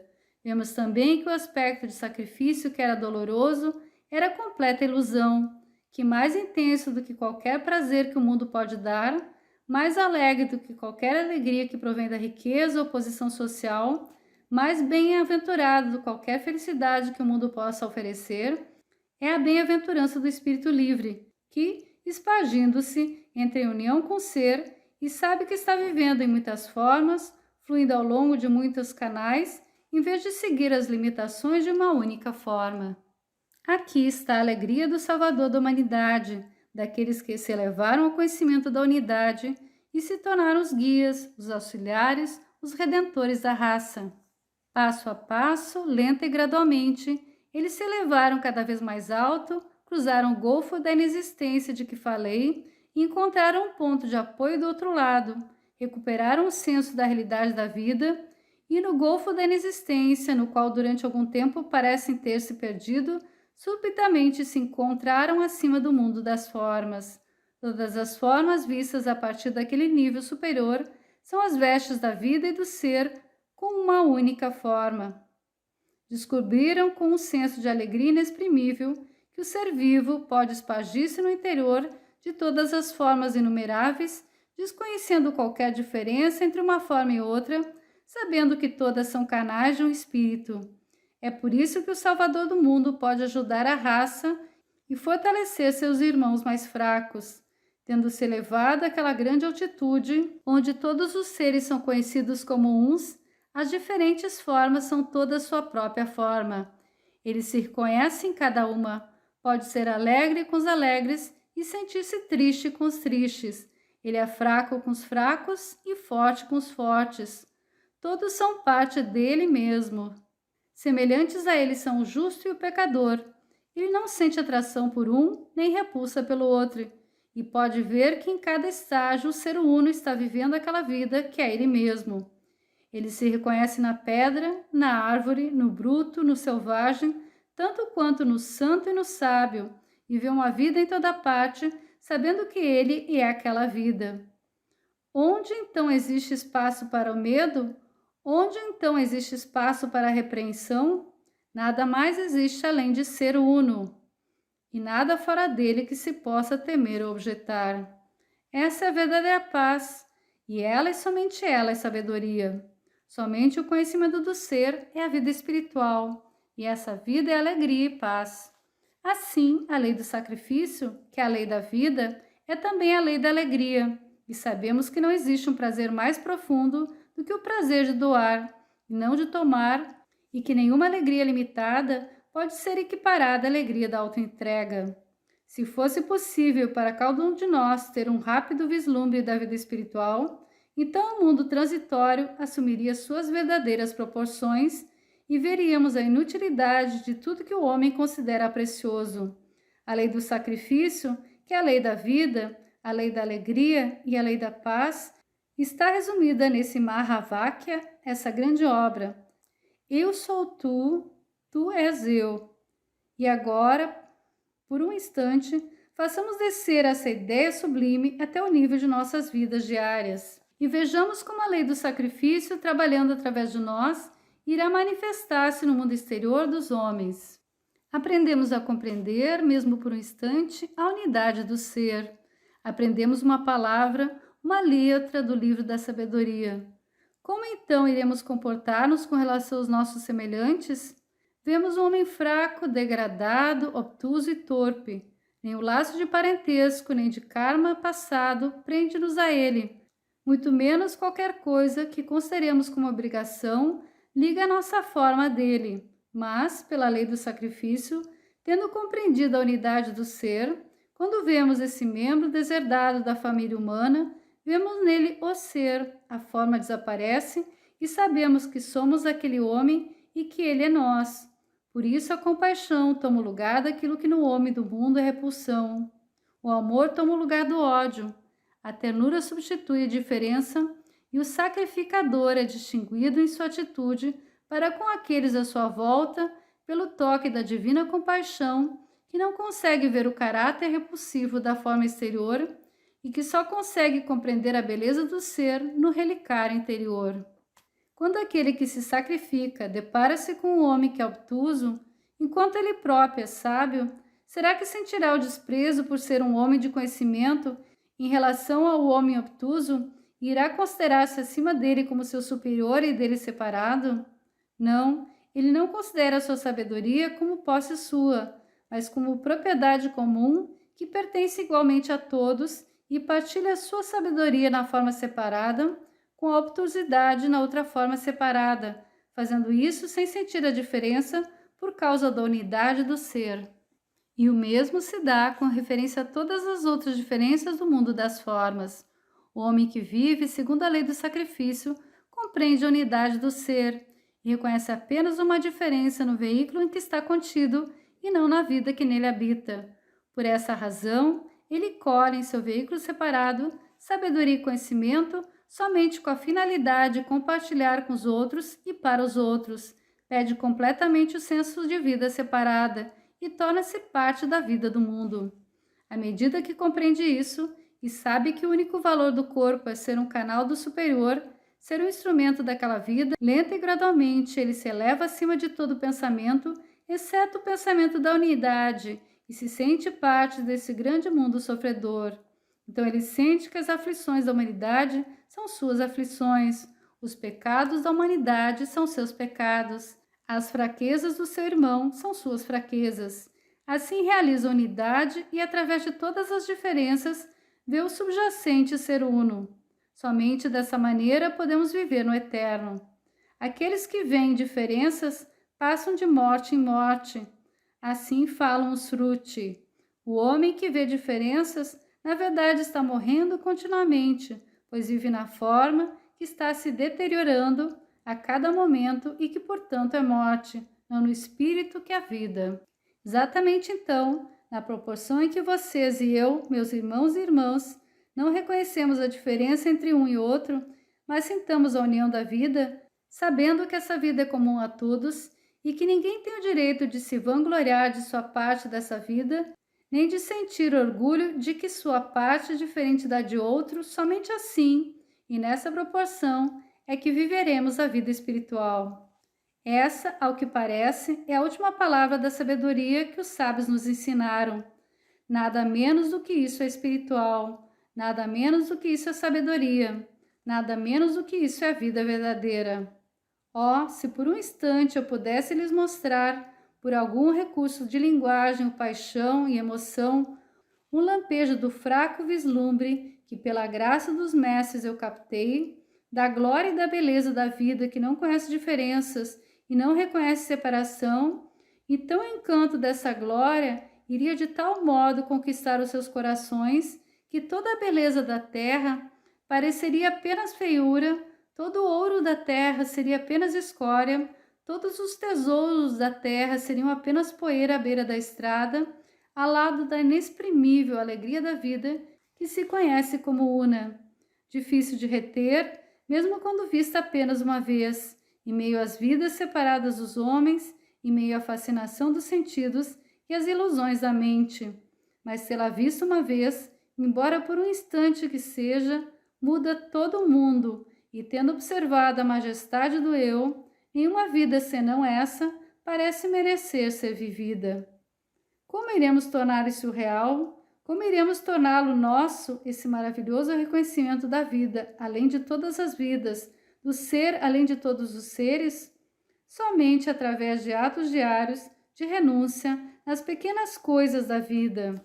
Somente aprendendo em cada pensamento, palavra e ação a viver e amar a unidade, e não apenas falar sobre ela, mas praticá-la em todas as ocasiões, colocando-nos por último e os outros em primeiro lugar, sempre vendo suas necessidades e tentando suprimi-las, aprendendo a ser indiferentes aos clamores de nossa própria natureza inferior e recusando dar-lhes ouvidos. Não conheço nenhuma estrada senão este esforço humilde, paciente, perseverante, hora após hora, dia após dia, ano após ano, até que finalmente o topo da montanha é alcançado. Falamos da grande renúncia? Falamos desses seres, perante os pés nos prostramos, como aqueles que praticam a grande renúncia. Nem por sonho pense que eles fizeram sua renúncia quando perante o limiar do Nirvana ouviram o soluço do mundo em aflição e se voltaram para ajudar. Não foi aí que a verdadeira, a grande renúncia foi feita. Eles a fizeram repetidamente ao longo de centenas de vidas que jazem atrás de si. Fizeram-na pela prática constante de pequenas renúncias de vida, por piedade continuada, pelos sacrifícios diários na vida humana comum. Não a fizeram na hora derradeira, quando estavam no limiar do Nirvana, mas ao longo de vidas de sacrifício, até que finalmente a lei do sacrifício tornou-se tanta lei de suas existências que nada podiam fazer no último momento, quando a escolha era deles, exceto registrar nos anais da história do universo as inúmeras renúncias do passado. Vocês e eu, meus irmãos e irmãs, Hoje, se quisermos, podemos praticar a grande renúncia. E se não a começarmos no nosso dia a dia, em nosso relacionamento diuturno com nossos semelhantes, podemos ter certeza de que não seremos capazes de consegui-la quando estivermos no topo da montanha. O hábito do sacrifício diário, o hábito de pensar, o hábito de sempre dar e não tomar, somente assim aprenderemos a praticar aquilo que o mundo exterior chama de a grande renúncia. Sonhamos com grandes feitos de heroísmo, sonhamos com poderosos ordalhos, pensamos que a vida do discípulo consiste em provações tremendas para as quais o discípulo se prepara, rumo às quais marcha com a visão aberta, e então, por um esforço supremo, por uma brava luta, obtém a coroa da vitória. Irmãos e irmãs, não é assim. A vida do discípulo é uma longa série de pequenas renúncias, de sacrifícios diários, um contínuo morrer no tempo para que o superior possa viver eternamente. Não é um único feito que deixa o mundo maravilhado, que faz um verdadeiro discípulo. Caso contrário, o herói ou mártir seriam maior do que o discípulo. A vida do discípulo é vivida no lar, na cidade, no escritório, no mercado, sim, em meio às vidas comuns dos homens. A verdadeira vida de sacrifício é aquela que esquece totalmente de si mesma, na qual a renúncia torna-se tão comum que não há esforço, que se torna uma coisa corriqueira. Se levarmos essa vida de sacrifício e renúncia, se diariamente e com perseverança nos doarmos aos outros, um dia iremos encontrar-nos no topo da montanha e descobriremos que fizemos a grande renúncia sem jamais sonhar que qualquer outro ato fosse possível. Paz a todos os seres.